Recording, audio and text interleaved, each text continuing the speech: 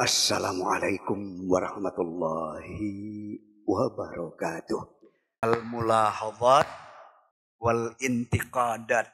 Itu kalau diarabkan, kalau dalam istilah Arabnya. Nanti istilah kitanya catatan dan koreksi.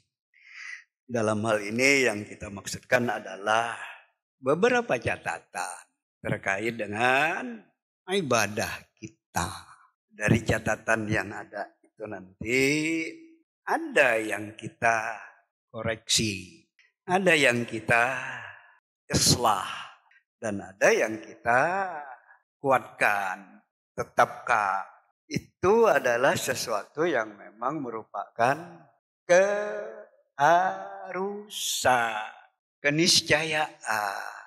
Kalau kita tidak pernah memberi catatan atas apa-apa yang sudah kita lakukan, terlebih-lebih terkait dengan peribadatan, memang dikhawatirkan.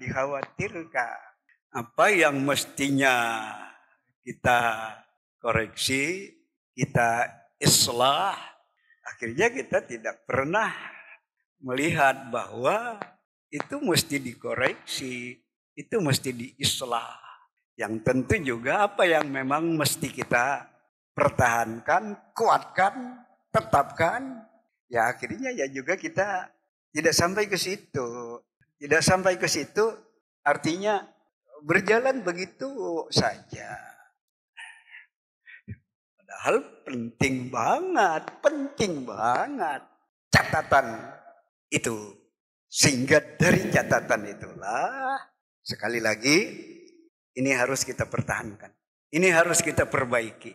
Ini harus kita koreksi.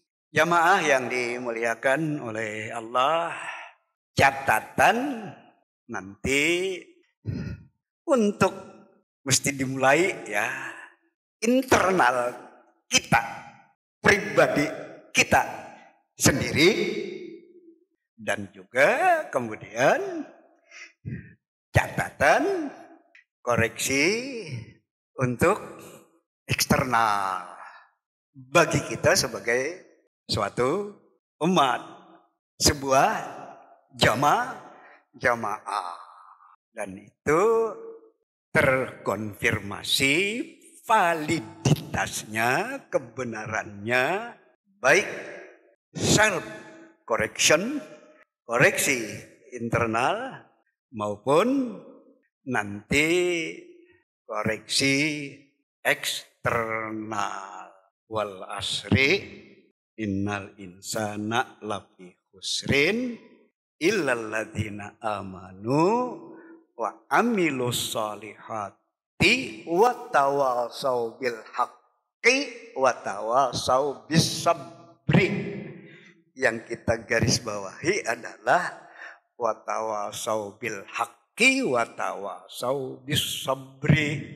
Itu yang terkait dengan eksternal. Kita lapang dada, kita harus ikhlas. Ingat, mengingatkan. Tidak bisa kita, yang penting saya. Tidak bisa. Ya kita ya memang penting banget ya, Mak. Ibda binafsik, mulai dari diri kita sendiri, yaitu ya memang juga kemestian. Tapi tidak dibenarkan juga, kita tidak mau tahu kiri, kanan, muka, belakang orang-orang sekitaran kita. Ya sekalipun memang yang paling nyaman itu ngeritik orang lain. Itu ya. Kalau paling nyaman mengkritik orang lain, berarti mengkritik diri sendiri. Ya kadang orang abai, kadang orang lupa. Makanya ada yang mengatakan, kenapa kita terbiasa nunjuk itu dengan, ya nunjuk ya dengan telunjuk lah. Katanya filosofinya adalah, ya itu tadi. Ya. Kita ya memang kalau sudah bicara kritik, koreksi itu selalu ke eksternal. Sementara yang disimpan dari 5 jari, berapa jari yang disimpan? 4 ya. Yang dikeluarkan dan ke orang lain lagi 1. Yang 4 internal. Banyak 1:4. Artinya adalah, filosofinya tadi adalah, sebenarnya begitu ke dalam diri sekian banyak nanti perkara-perkara yang juga ya memang harus kita koreksi. Harus siap self correction, koreksi ke dalam. Saya kira arahnya ke situ ya, Jangan siap mengoreksi, tidak siap dikoreksi. Jangan hanya memberi catatan ke orang lain, catatan untuk diri sendiri, tidak siap. Jangan. Kedua-duanya. Karena kedua-duanya terkonfirmasi validitasnya oleh baik firman maupun sabda. Ku ampusikum wa ahlikum nar. Dimulai memang anfusikum. Lanjut wa ahlikum. Jaga, pelihara dirimu dan juga diri orang lain, keluargamu, orang sekitaran kamu dari siksa api neraka.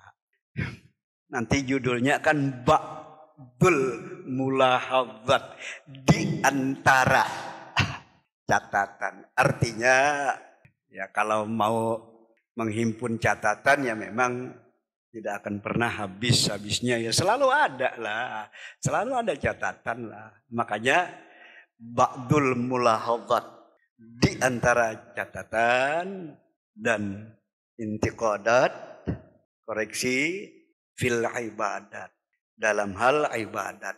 Kita buat spesifik juga dalam perkara atau dalam hal ibadah. Dan dimaksudkan dengan ibadat nanti juga adalah ibadat mahdoh atau ibadat semata, bukan ibadah umum. Sering sudah kita sampaikan istilah ini. Kalau disebut ibadah mahdoh semata, nanti bahasa lainnya juga yang digunakan adalah ritual. Nanti yang amah, yang umum, di luar yang ritual. Apa yang di luar yang ritual, yang sifatnya antisosial.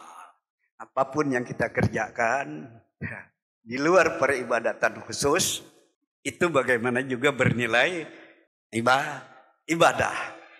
Nanti kalau ada yang menyebut ibadah sosial ya juga tidak salah. Tapi bukan berarti hanya nanti terkait orang lain, orang banyak. Tetap juga kaitannya dengan diri kita sendiri. Cuma di luar ritual. Kita yang ritual saja di subuh hari ini. Baik, saya mulai yang pertama. Nanti dapatnya 3, 4, ya secukupnya lah. Ada yang sesumbar. Saya lupa kalau sudah saya sampaikan atau belum saya sampaikan. Tolong dimaklumi. 11 rakaat itu bukan tarawih. Itu witir. Ini sesumbar ini nih. Di sini tentu yang gemar membuka ini, ya mudah-mudahan juga itu tidak luput untuk disimak, untuk dicermati. Jadi sesumbar dia mengatakan yang 11 rakaat itu bukan tarawih. Atau bukan tarawih dan witir, tapi semuanya itu adalah witir. Saya percepat saja untuk yang pertama ini, untuk nomor 1 ini dari catatan yang ada. Terbantahkan sebenarnya yang mengatakan kalau yang 11 itu bukan tarawih dan witir, tapi hanya witir. Terbantahkan dengan apa? Oleh apa? Terbantahkan oleh apa yang Rasulullah Sallallahu Alaihi Wasallam nyatakan dalam statement beliau.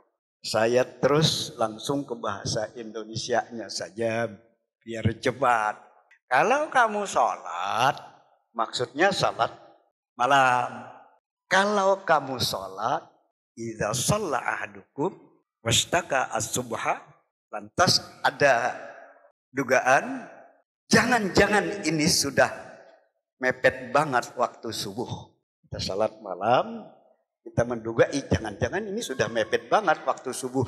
Maka kata Rasulullah, witirlah sekalipun hanya 1 rakaat.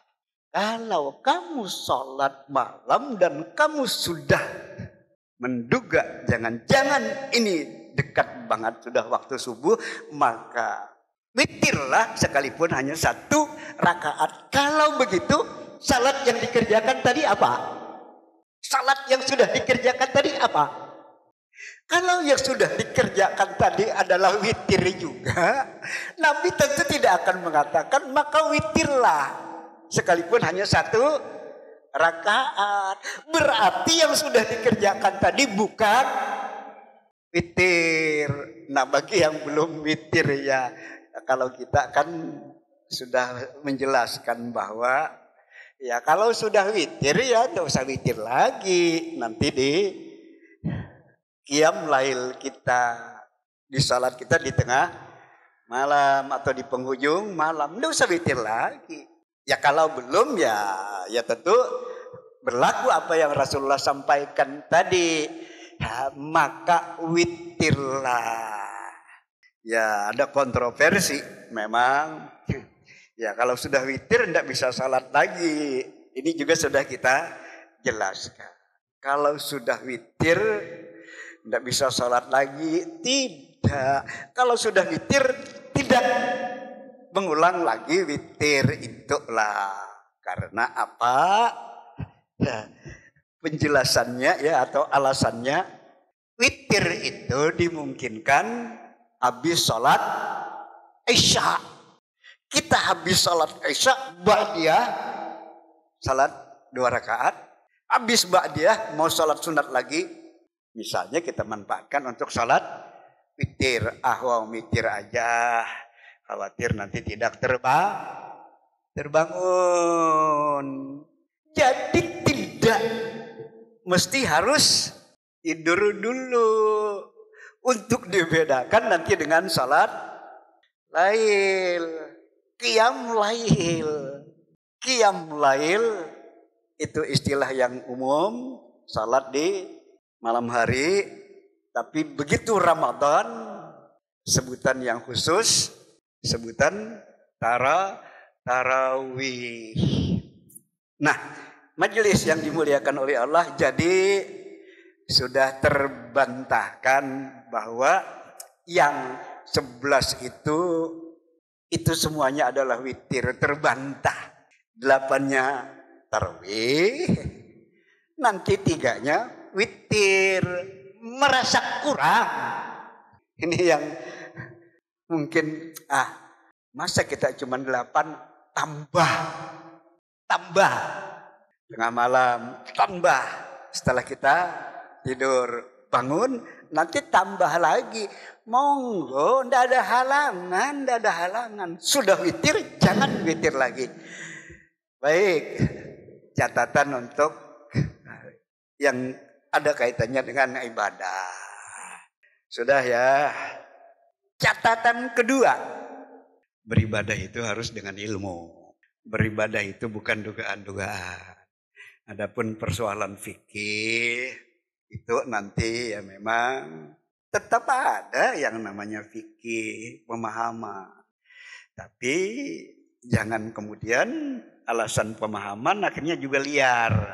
Liar tanpa alasan, liar tanpa ada kesungguhan kita untuk mencari yang memang al-aslah, yang memang aqwa, yang memang lebih kuat alasannya. Harus ada juga upaya itu. Ya kalau tanpa alasan sama sekali itu nanti khawatir hanya ikutan. Iya, saya jadi risih jadinya ya. Masa salat 3 rakaat, salat 4 rakaat. Itu tahiyat akhirnya duduknya sama dengan duduk antara dua sujud. Sama dengan duduk iftirash. Ada ilmunya enggak? Ada ilmunya enggak? Ini kalau saya praktekkan nanti lepas dari layar nanti. Jadi duduk terakhir di 4 rakaat itulah kok duduknya sama dengan duduk antara dua sujud. Jangan beralasan, kan terserah orang mau berbeda, kan boleh-boleh saja. Tidak bisa seperti itu. Ada nanti perbedaan yang memang terwadahi. Tapi kalau perbedaan dengan alasan kan boleh-boleh saja. Apalagi nanti dibumbu-bumbui. Jangan merasa benar sendiri. Seberapa wawasanmu? Kan itu ya. Nah, ya jadi memang salat itu, bahkan ibadah itu, ittaqullaha mastata'tum, semampu kamu, sebisa kamu. Itu begitu kita dihadapan dengan kondisi tertentu. Kondisi tertentu kita sakit.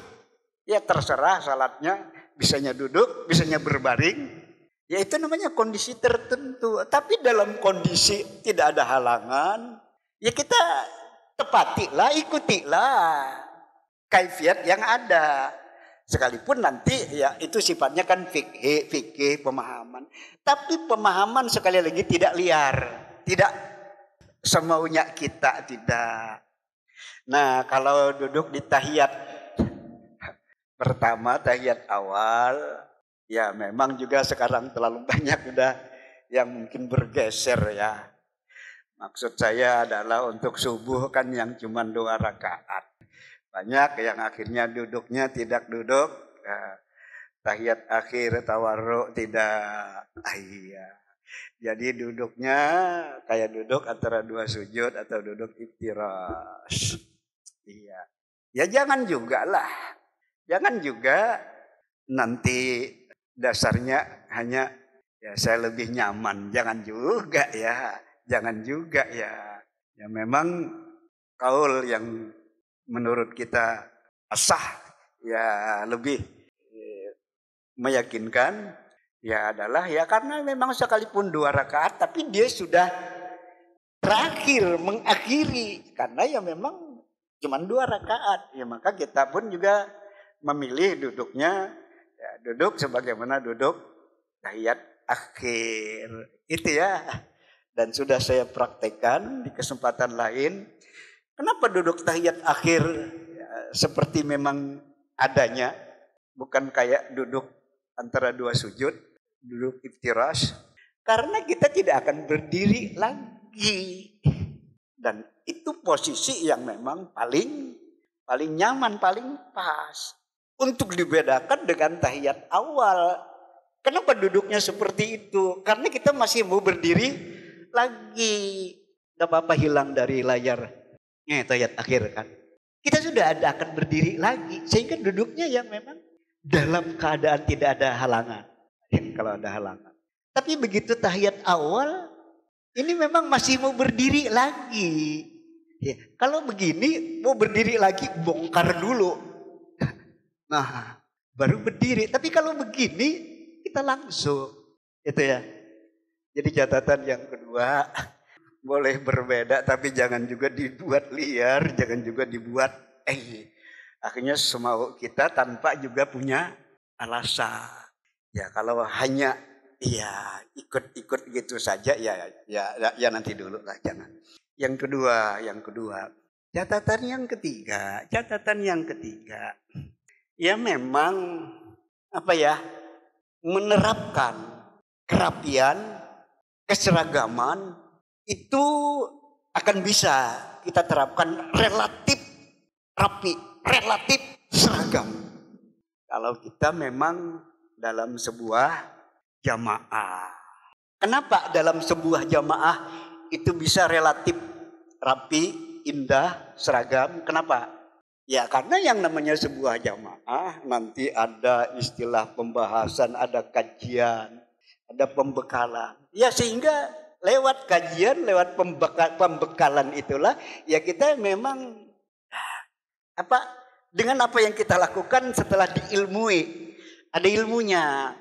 Nah, tapi ya begitu ya memang tidak dalam sebuah jamaah atau hanya ada pada waktu-waktu tertentu, bergabung pada waktu-waktu tertentu untuk menerapkan kerapian, keindahan, keseragaman itu agak sulit. Maka kalau begitu terlibat, bergabung dalam sebuah jamaah yang bukan hanya bergabungnya cuman Ramadan tok misalnya ya, tapi ya bergabung ya memang ya kita selama tidak ada yang menghalangi, dan karena memang ya juga dipilih ya tentu rumah ibadah itu yang memang lebih dekat dengan kita ya itu dipilih. Jangan orang albina salatnya enggak pernah di Nurul Ilmi, salatnya selalu di Agung, salatnya selalu di mana lah, ya jangan juga ya, bagaimanapun Nurul Ilmi ya memang rumah bersama orang-orang albina kan, rumah ibadah maksud saya. Nah, majelis yang dimuliakan oleh Allah, jadi urgensinya, kepentingannya adalah ya bahwa kita yang memang ingin benar-benar membangun sebuah kebersamaan dalam kebaikan, kebersamaan dalam ya kita membuat jamaah itu jamaah yang memang benar-benar tercermin keindahannya, tercermin nanti kerapiannya, tercermin dalam ibadahnya yang memang juga benar-benar Masya Allah terlihat betul rapi, tertata, indah. Kan ke arah itu ya. Nah, makanya begitu terjadi, terbanyak belum ruku. Dia sudah ruku. Ini sudah mengganggu kerapian ini. Ini sudah mengganggu kerapian. Terbanyak belum sujud, dia sudah sujud. Ini mengganggu kerapian, keindahan. Ya kalau saya berdiri di samping orang tersebut, ya pasti saya risih lah. Pasti saya tidak nyaman lah. Kok ini kok merusak kerapian ini nih. Ya terganggu lah kita. Nah, kenapa ada yang begitu? Ya itu tadilah, karena memang belum terlibat dalam sebuah jamaah secara utuh. Nah, bagaimana kemudian pilihan untuk kerapian, keindahan, keseragaman itu bisa kita lakukan? Ya tentunya juga bukan yang penting samanya, bukan, tapi tetap beralasan. Idza kabbaro fakab biru wa idza raka'a farka'u. Nah, ini yang paham bahasa ini yang baru ya memang oh gitu ya. Ya kalau udah paham bahasa ya juga nanti akan membuat persepsi-persepsi yang bisa jadi ya semaunya ya. Di situ ada kata-kata fa. Idza kabbara fa kabiru. Nah, para pakar bahasa mengatakan fa di situ fa'lit ta'qib, tindak lanjut atau susulan. Kalau imam takbir kabbara, bentuknya lewat kan, mati kan. Kalau imam sudah takbir, maka takbirlah kamu. Artinya, ini pemahaman yang memang terikat dengan gaya bahasanya ya. Kalau imam sudah takbir, maka takbirlah kamu. Tindak lanjut, susul. Belum selesai imam takbir, baru Allah. Dia Allah juga. Itu sudah akan mengganggu tuh. Baru imam Allahu, dia juga. Baru imam Allah mau ruku, belum lagi sampai dia sudah ruku. Sementara yang lain yang terbanyak masih berdiri tegak. Nah ini ya. Ya kita jadi risih ya. Nah kok kalau istilah orang Kalimantan camuh. Yang satu ruku, yang satu masih berdiri. Atau yang satu ruku, yang terbanyak masih dalam posisi berdiri tegak lurus. Nah, Kacau kan? Atau beberapa orang ruku, nanti sebagian banyaknya masih belum ruku. Kan tidak indah kan? Tidak indah kan? Keindahan itu bisa diupayakan begitu dalam sebuah jamaah dalam pengertian yang lebih menyeluruh, yang lebih kesungguhan kita untuk melibatkan secara lebih utuh. Majelis yang dimuliakan oleh Allah. Ya tetap juga saya ingatkan, sepanjang saf di saat imam sudah sholat, sudah salam, hanya satu orang yang tidak salam-salam. Kadang imamnya salamnya sudah, bahkan sudah berlalu beberapa saat baru dia salam. Udahlah dihindari aja lah. Terlambat dikit karena memang penutupnya ya oke lah. Ya, terlambat dikit ya oke lah. Tapi kalau lambat sendiri, orang sudah dari tadi pada salam, dia sendiri yang memang belum salam. Ya saya hanya membuat atau menyampaikan sebuah ungkapan saja. Ini terkait dengan menjaga hati ya. Khalif tu'raf. Singkat bisa dihafal. Khalif tu'raf. Bedalah kamu akan dikenal. Ya kalau tujuannya hanya ingin dikenal, ya berarti kan tidak safaul muamalah ya. Berarti masih tidak bening muamalah Allahnya kan. Ya masih nanti orang tahu betul kalau saya itu salam selalu paling terakhir. Ya ini kan kehati-hatian untuk menjaga hati. Ya sudahlah kita ya tidak usahlah berbeda sendiri. Ya untuk hal-hal yang memang boleh saja tidak berbeda. Tapi nanti ada hal yang memang harus berbeda. Karena kalau tidak salah kita. Ya itu ya memang tidak bisa ditawar-tawar. Bisa membedakan ya. Mana yang memang boleh saja kita tidak berbeda. Ya, boleh saja kita berbeda. Ya kalau kita paling lama sendiri ya akhirnya kita sendiri ya khawatir nanti di hati ada terbesit. Saya saja yang nanti udah ada itu menodai, sudah. Jadi menodai ya, nanti hati kita, ketulusan kita. Majelis yang dimuliakan oleh Allah, imam juga diingatkan, imam juga kita ingatkan, cobalah. Begitu kita jadi nakhoda, berfikirlah penumpang di dalam bahtera ini. Begitu kita imam, berpikirlah ada makmum di belakang saya. Terbiasa salatnya agak cepat. Begitu jadi imam cepat juga. Nanti ada orang yang memang ya ingin bagaimana lah bisa lebih nikmat. Sujudnya ingin benar-benar bisa diresapi. Paling tidak di sujud terakhir lebih lama. Udahlah imam ngalah. Jangan membuat ala dia sendiri. Kita baru Allahumma sholli ala Muhammad. Assalamualaikum warahmatullahi. Assalamualaikum.